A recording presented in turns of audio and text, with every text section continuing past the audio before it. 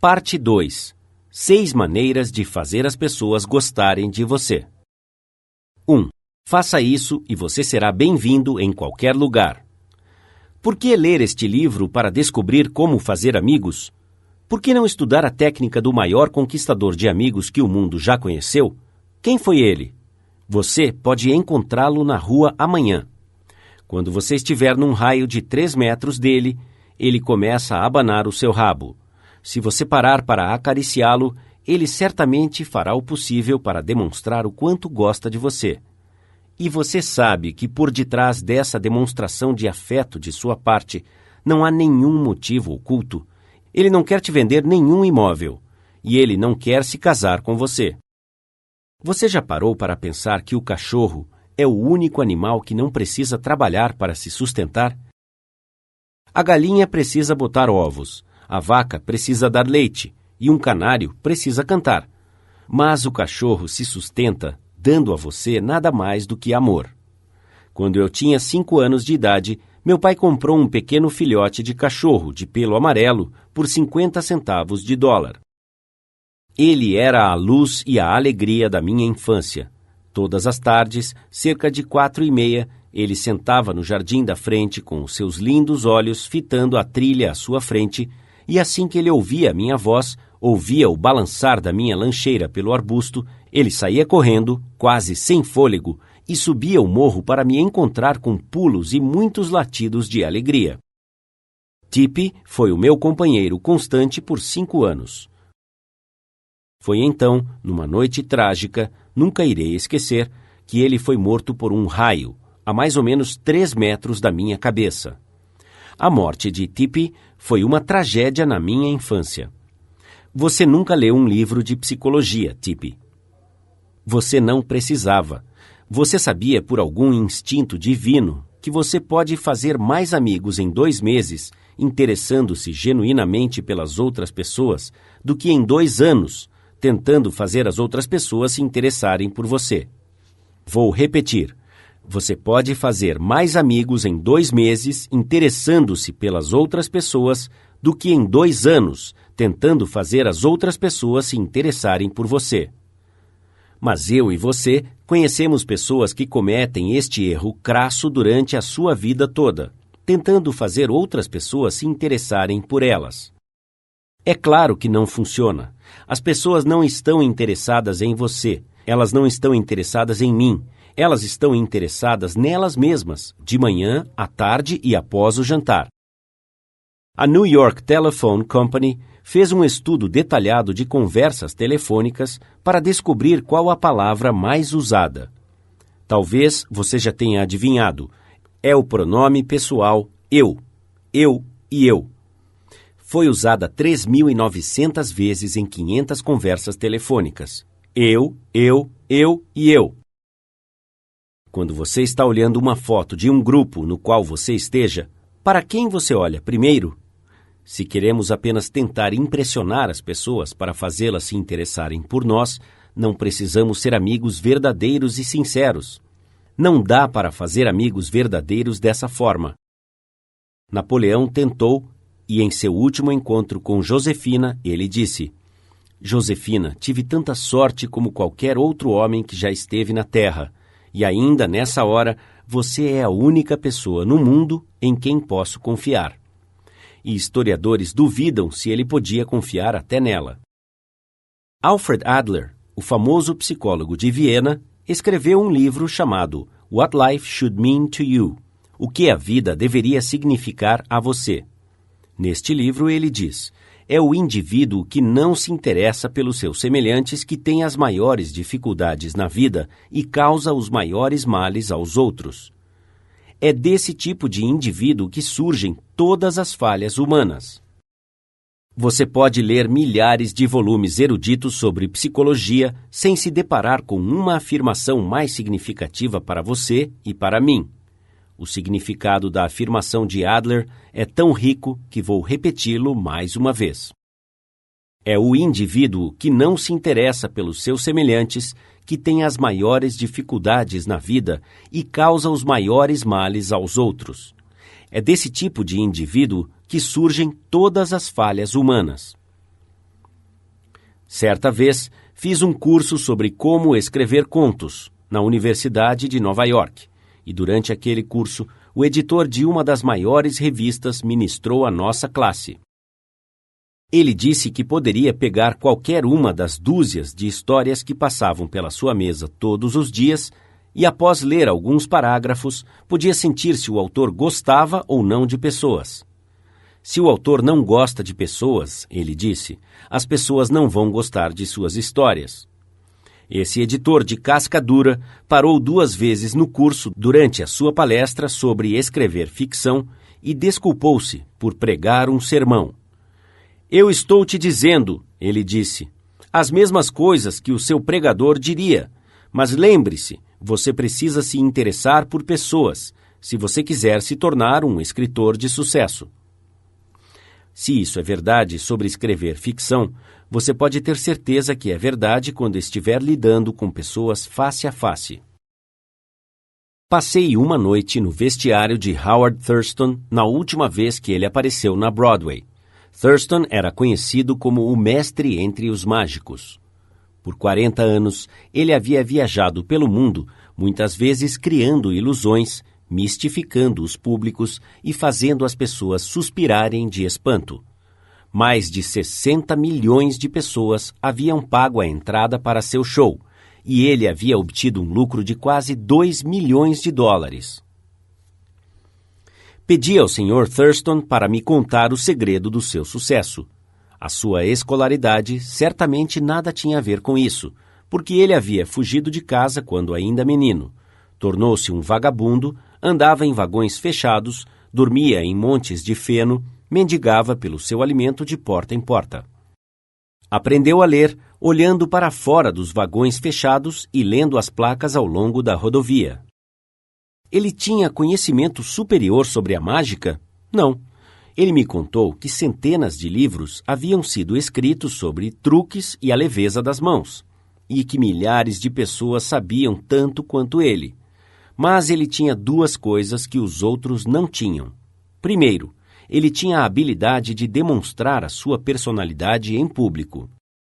Ele era um excelente apresentador, conhecia a natureza humana. Tudo que ele fazia, cada gesto, cada entonação de voz, cada sobrancelha que levantava, havia sido praticado cuidadosamente, e as suas ações eram cronometradas em frações de segundo. Mas, além disso, Thurston tinha um interesse genuíno pelas pessoas.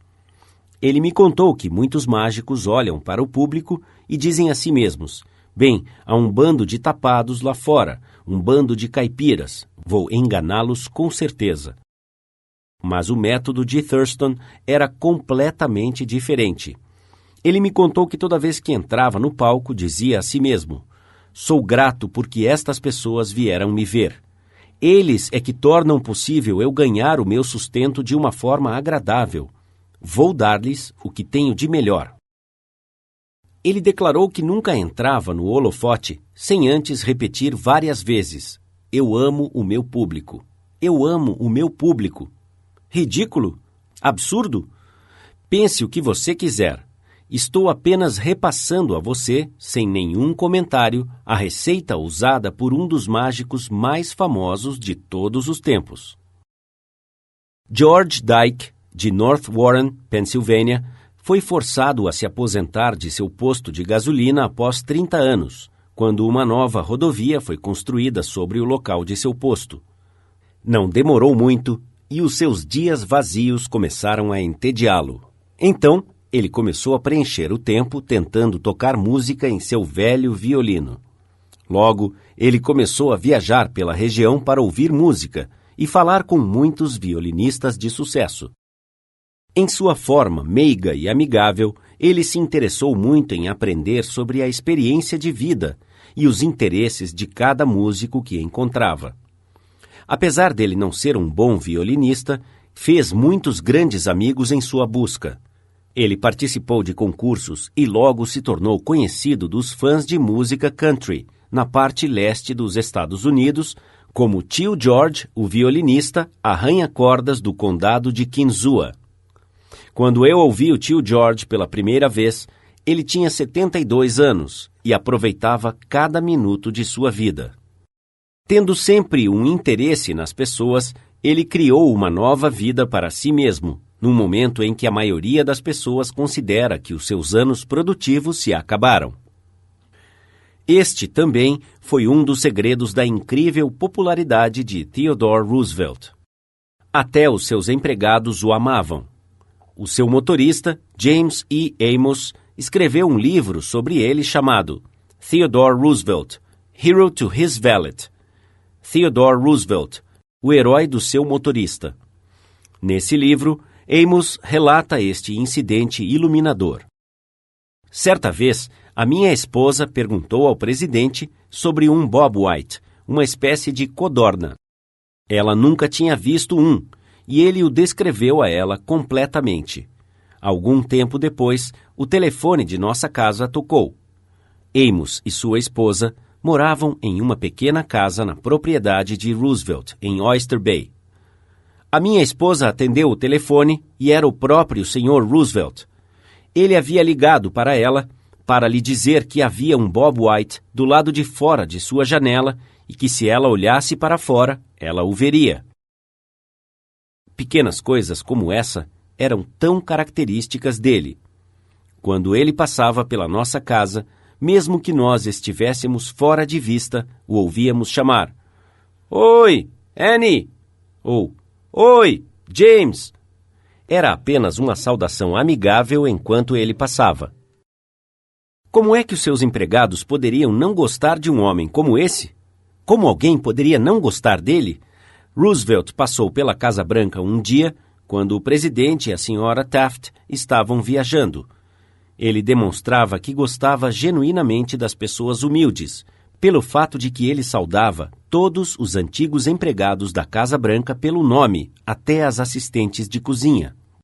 Quando ele viu Alice, a assistente de cozinha, escreve Archie Butt, ele perguntou a ela se ainda fazia broa de milho. Alice falou que, às vezes, ela a fazia para os empregados, mas ninguém a comia no andar de cima. "Eles não têm bom gosto", bradou Roosevelt, "e eu direi ao presidente quando eu o encontrar." Alice trouxe um pedaço para ele num prato, e ele foi para o escritório comendo, enquanto passava e saudava os jardineiros e trabalhadores. Ele cumprimentava cada pessoa como havia feito no passado. Ike Hoover, que foi o porteiro-chefe na Casa Branca por 40 anos, disse com lágrimas em seus olhos: "Foi o dia mais feliz que nós tivemos em quase 2 anos, e nenhum de nós o trocaria por uma nota de $100. A mesma preocupação pelas pessoas menos importantes ajudaram o representante de vendas, Edward M. Sykes, Jr., de Chatham, Nova Jersey, a reter um cliente. Muitos anos atrás, ele reportou, eu visitei clientes da Johnson & Johnson na região de Massachusetts. Um dos clientes era uma drogaria em Hingham. Quando eu entrava na drogaria, sempre falava com os funcionários, um na parte de bebidas e outros que atendiam no balcão por alguns minutos antes de falar com o proprietário para anotar o seu pedido. Um dia, fui até o proprietário da drogaria e ele pediu para que eu me retirasse, porque ele não estava mais interessado em comprar produtos da J&J, porque sentia que eles estavam concentrando as suas atividades em estabelecimentos de produtos alimentícios e lojas de desconto, em detrimento de sua pequena drogaria. Saí com o rabo entre as pernas, dando voltas pela cidade por algumas horas. Finalmente, decidi voltar e tentar explicar a nossa posição ao proprietário da drogaria. Quando retornei, entrei e, como sempre, cumprimentei os funcionários que trabalhavam na parte de bebidas e no balcão. Quando cheguei ao proprietário, ele sorriu para mim e me convidou à sua sala. Então, ele fez o dobro do pedido normal. Eu olhei para ele surpreso e perguntei-lhe o que havia acontecido desde a minha visita algumas horas antes. Ele apontou para o jovem na máquina de refrigerantes e disse que depois que eu saí, o jovem veio até a sua sala e disse que eu era um dos poucos vendedores que se importavam em cumprimentá-lo e aos outros na drogaria. Ele falou ao proprietário que se algum vendedor merecia os seus negócios, era eu. O proprietário concordou e permaneceu como um cliente fiel. Eu nunca esqueço que demonstrar um interesse genuíno pelas outras pessoas é a qualidade mais importante que um vendedor deve ter, para qualquer pessoa, na verdade. Descobri, através de experiência pessoal, que uma pessoa pode conseguir a atenção, tempo e cooperação até das pessoas mais eminentes, interessando-se genuinamente por elas. Deixe-me ilustrar. Anos atrás, eu ministrei um curso sobre escrever ficção, no Instituto de Artes e Ciências de Brooklyn, e nós queríamos autores ocupados e em destaque, como Kathleen Norris, Fannie Hurst, Ida Tarbell, Albert Payson Terhune e Rupert Hughes, para vir ao Brooklyn e compartilhar as suas experiências. Então, escrevemos para eles, dizendo como admirávamos o seu trabalho e que estávamos profundamente interessados em receber os seus conselhos e aprender os segredos de seu sucesso. Cada uma dessas cartas foi assinada por cerca de 150 alunos. Nós dissemos que sabíamos que esses autores estavam ocupados, muito ocupados, para preparar uma palestra. Então, incluímos uma lista de perguntas para responder sobre si mesmos e os seus métodos de trabalho. Eles gostaram disso. Quem não iria gostar? Então, saíram de suas casas e viajaram ao Brooklyn para nos dar uma mão. Usando o mesmo método, eu persuadi Leslie M. Shaw, secretário do Tesouro no gabinete de Theodore Roosevelt, George W. Wickersham, procurador-geral no gabinete de Taft, William Jennings Bryan, Franklin D. Roosevelt e muitos outros homens proeminentes a vir falar aos estudantes do meu curso sobre como falar em público. Todos nós, trabalhadores numa fábrica, empregados num escritório ou até um rei sobre o trono, todos nós gostamos de pessoas que nos admiram. Tome, por exemplo, o Kaiser alemão. No final da Primeira Guerra Mundial, ele certamente foi o homem mais brutal e universalmente menosprezado na Terra. A sua própria nação virou-se contra ele quando ele fugiu para a Holanda para salvar o seu pescoço. O ódio contra ele foi tão intenso que milhões de pessoas adorariam despedaçar os seus membros um por um ou queimá-lo na estaca. No meio de toda essa fúria, um menino escreveu ao Kaiser uma carta simples e sincera, cheia de bondade e admiração. Esse menino disse que não se importava com o que os outros diziam. Ele sempre amaria William como imperador. O Kaiser foi profundamente tocado por essa carta e convidou o menino para ir vê-lo. O menino foi, juntamente com a sua mãe, e o Kaiser casou-se com ela. Aquele menino não precisava ler um livro sobre como fazer amigos e influenciar pessoas. Ele sabia como, instintivamente. Se nós queremos fazer amigos, vamos nos dedicar a fazer coisas pelas outras pessoas, coisas que exigem tempo, energia, altruísmo e consideração. Quando o Duque de Windsor era príncipe de Gales, ele tinha programado um tour pela América do Sul. E antes de começar o tour, ele passou meses estudando espanhol, para que pudesse fazer os discursos no idioma do país. E os sul-americanos o amaram por isso. Por muitos anos, fiz questão de descobrir os aniversários dos meus amigos. Como?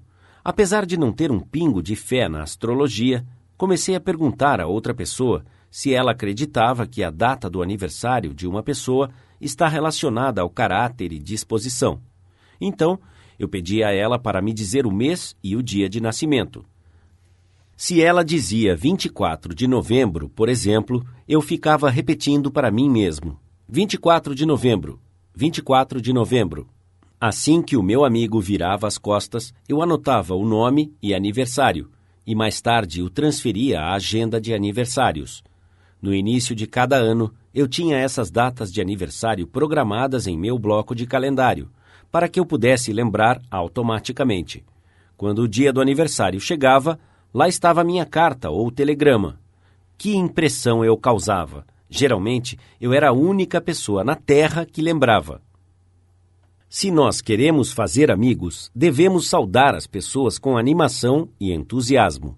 Quando alguém te ligar por telefone, use a mesma psicologia.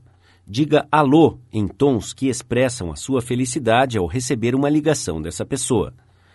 Muitas empresas treinam as suas telefonistas para saudar os clientes em um tom de voz que irradia interesse e entusiasmo. O cliente sente que a empresa está preocupada com ele. Vamos nos lembrar disso quando atendermos o telefone amanhã. Demonstrando um interesse genuíno por outros, você não apenas faz amigos, mas pode desenvolver em seus clientes uma fidelidade à sua empresa.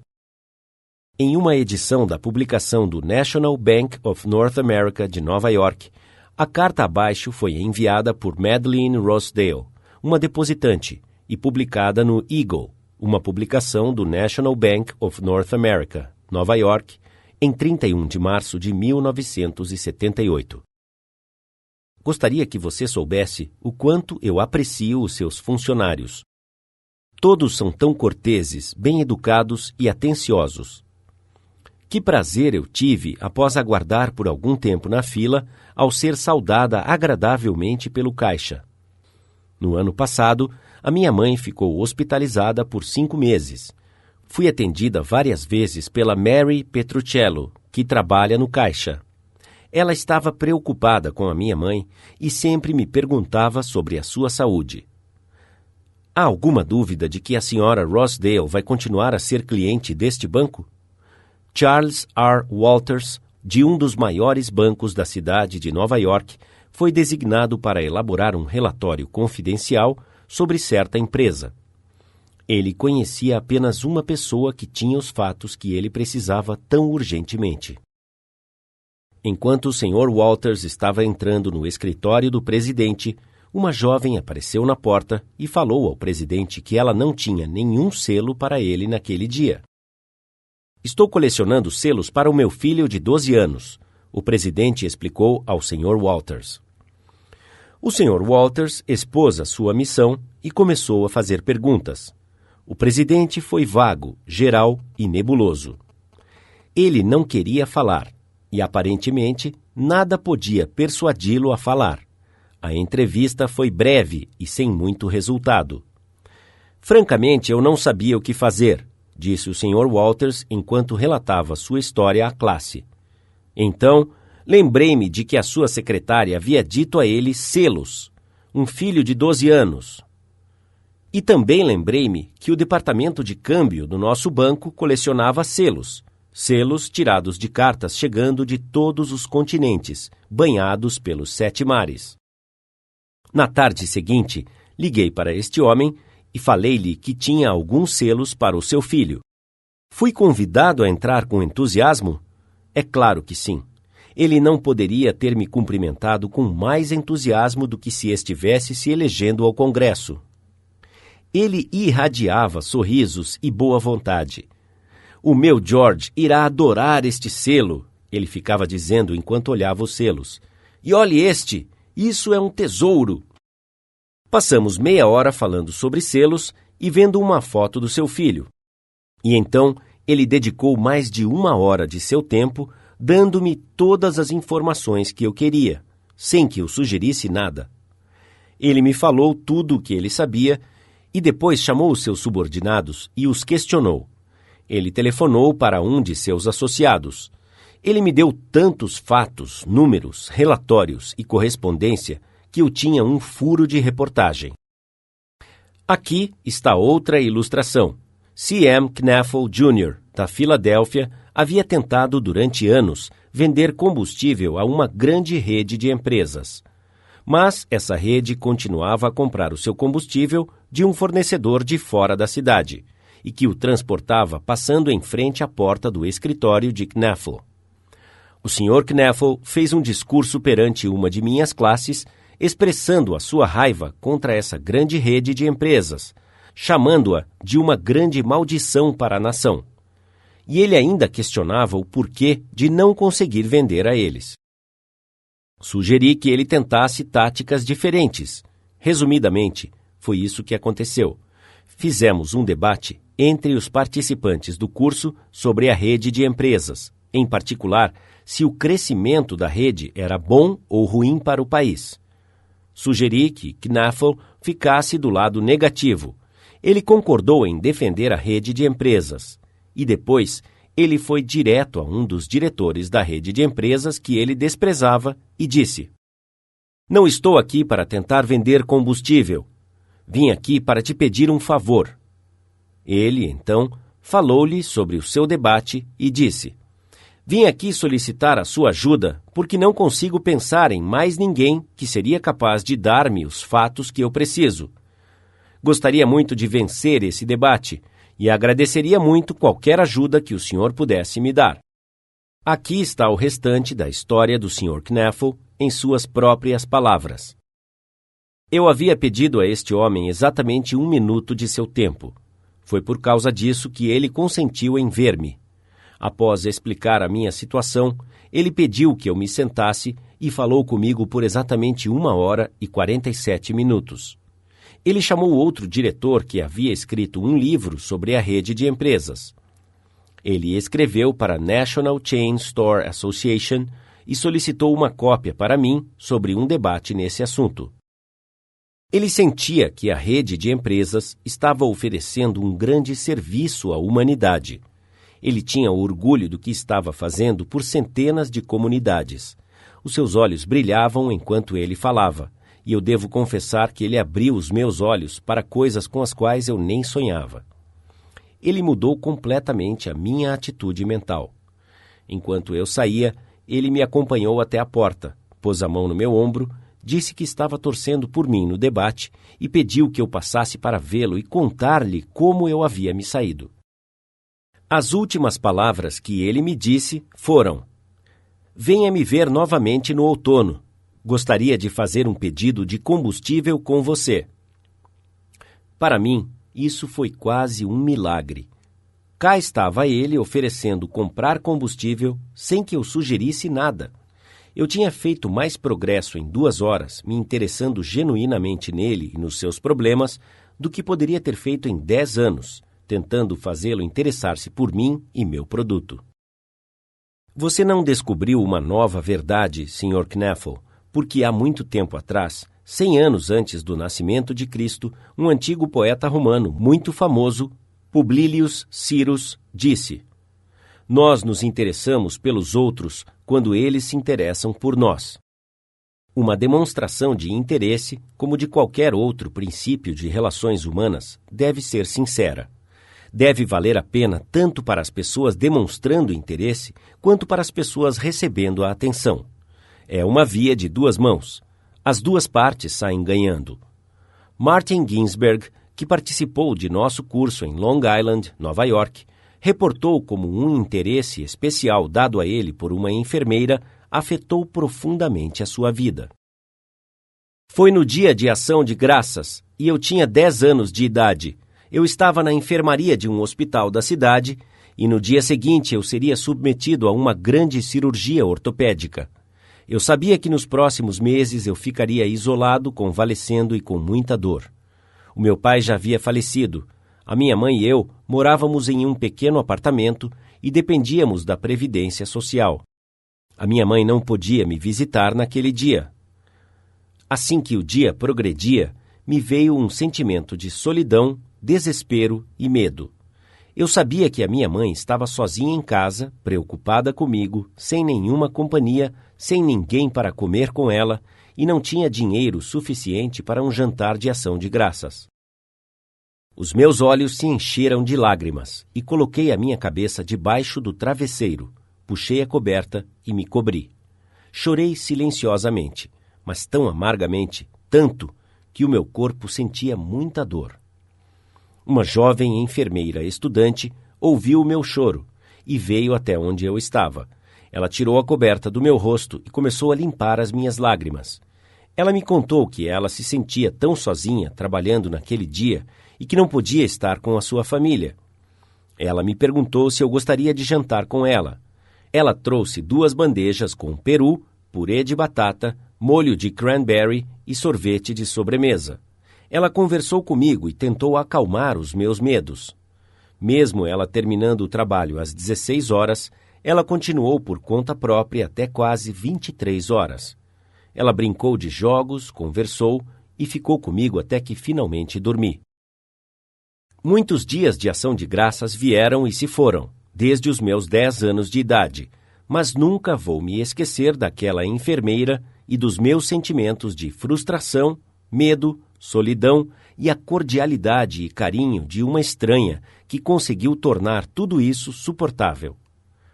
Se você quiser que os outros gostem de você, se quiser desenvolver amizades verdadeiras, se quiser ajudar outras pessoas ao mesmo tempo em que recebe ajuda, mantenha esse princípio em mente.